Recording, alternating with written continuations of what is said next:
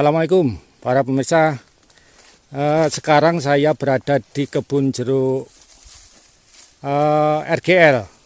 Ya, ini di ketinggian sekitar 700 sampai 800 meter di atas permukaan laut. Nah, ini tanaman ini umurnya 3 tahun.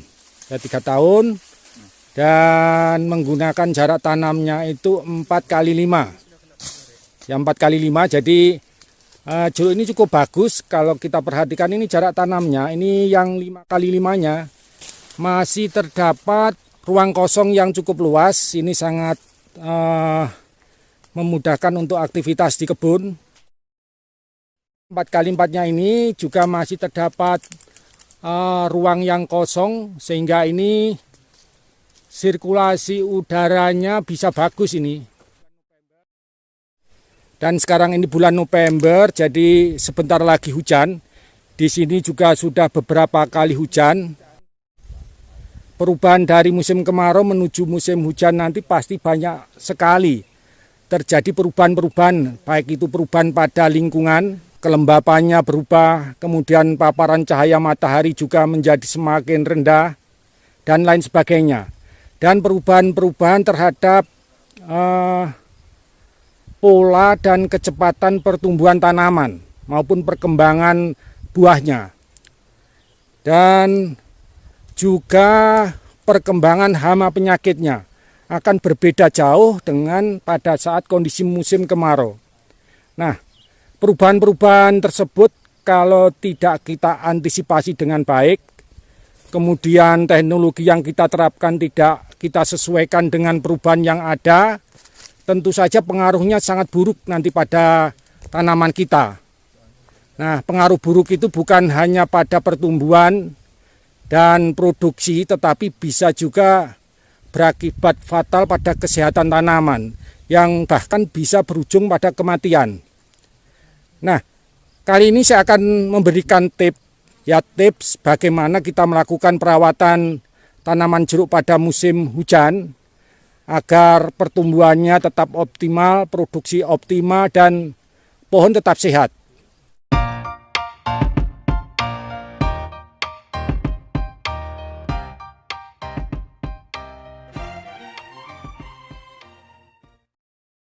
Pastikan bahwa sinar matahari bisa masuk ke dalam kebun tanpa halangan apapun. Lihat, kebun ini lingkungannya bagus sekali. Tidak ada satupun pohon yang lebih tinggi dari tanaman jeruk, baik di dalam kebun maupun di tepi-tepi kebunnya. Kenapa harus seperti ini? Karena tanaman jeruk membutuhkan sinar matahari penuh. Idealnya itu sekitar 8-10 jam per hari. Nah, pada musim hujan seperti ini, paparan sinar matahari itu jauh lebih singkat kalau kita bandingkan dengan musim kemarau. Oleh karena itu, apabila di sekitar kebun, ya terutama di dalam kebun, terdapat pohon-pohon yang lebih tinggi dari tanaman jeruk, tentu saja tanaman akan mengalami tekanan yang lebih berat.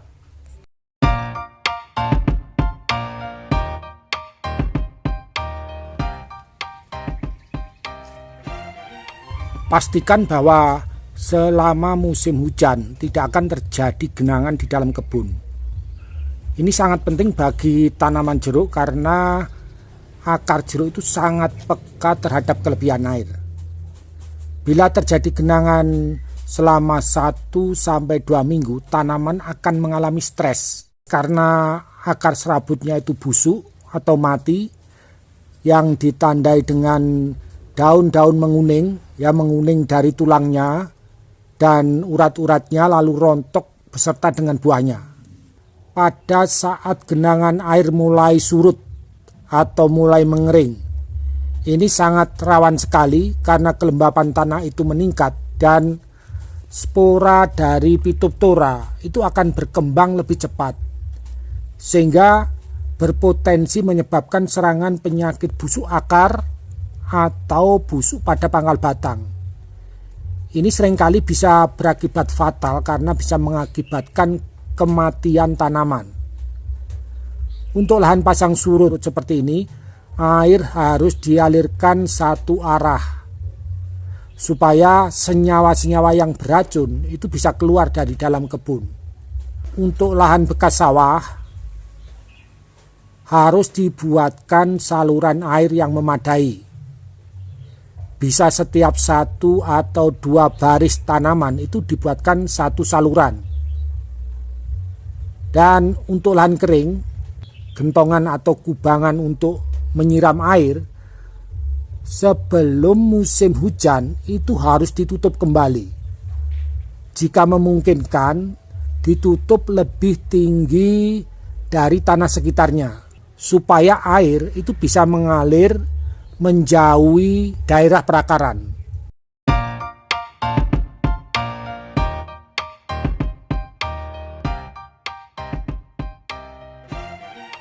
Lakukan pemangkasan ulang atau pemangkasan tambahan.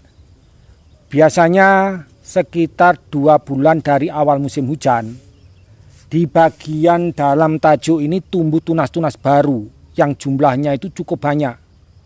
Tunas-tunas seperti ini akan meningkatkan kelembaban di dalam tajuk dan ini menjadi tempat yang ideal untuk pertumbuhan penyakit maupun hama.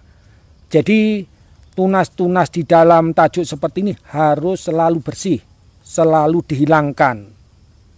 Kemudian juga jika tajuk atau cabang bagian bawah akibat dari menahan buah biasanya mengalami turun mendekati atau bahkan bisa menyentuh tanah. Cabang-cabang seperti ini harus diangkat kembali, diangkat atau ditarik dengan bantuan tali atau dipotong saja.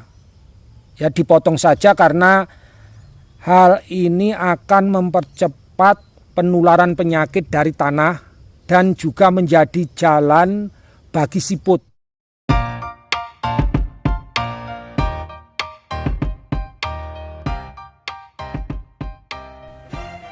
Jangan sampai terlambat mengendalikan penyakit. Bila kita temukan gejala serangan penyakit yang berbahaya seperti bercak daun, jamur upas, penyakit kudis, dan embun tepung, segera pangkas bagian yang terserang tersebut, lalu dibakar pangkasannya. Selanjutnya, segera semprot dengan fungisida sesuai dengan rekomendasi.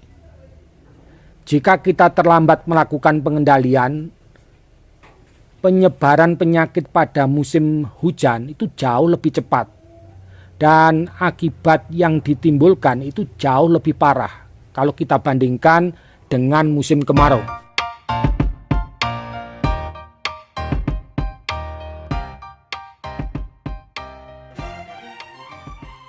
Kurangi pemberian pupuk N atau nitrogen karena air hujan juga sudah mengandung nitrogen. Bila tanaman kelebihan nitrogen, nanti pertumbuhan tunas barunya itu bisa berlebihan. Dan kondisi ini tidak baik untuk kesehatan tanaman karena akan memicu serangan hama maupun penyakit. Disarankan pada saat pertunasan dilakukan penyemprotan dengan pupuk mikro.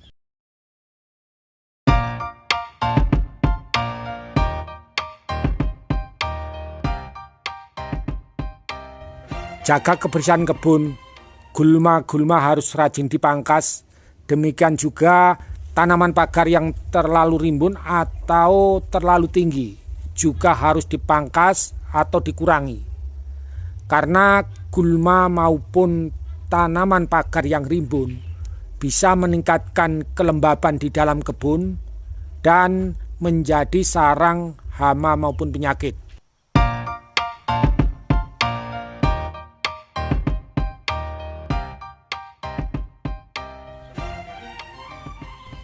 Jangan terlambat melakukan penjarangan buah. Ini kegiatan penting yang sering kali diabaikan oleh petani. Ingat, bila buah terlalu lebat, tidak dilakukan penjarangan, bisa berakibat buruk pada kesehatan tanaman dan produksi tahun berikutnya itu akan turun drastis. Waktu yang paling tepat untuk melakukan penjarangan buah adalah ketika belum terjadi pengisian buah. Kira-kira ukurannya itu masih sekitar bola kelereng. Nah, sekitar bola kelereng itu waktu yang tepat untuk melakukan penjarangan buah. Dan untuk tanaman muda, tanaman yang baru berumur 1 tahun, apabila keluar bunga, sebaiknya bunga itu dihilangkan saja, supaya pertumbuhan dan perkembangan akar itu menjadi optimal. Dan ini penting untuk mendukung pertumbuhan tanaman di atas tanah.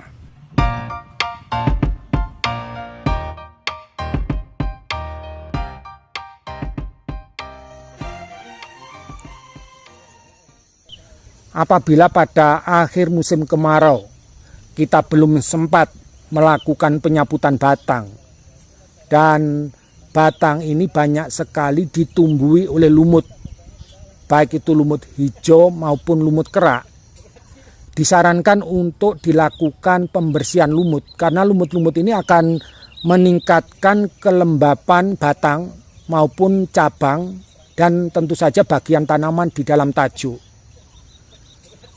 Ketika sudah turun hujan, lumut-lumut ini menjadi lebih lunak sehingga lebih mudah terkelupas apabila kita semprot dengan air tekanan tinggi.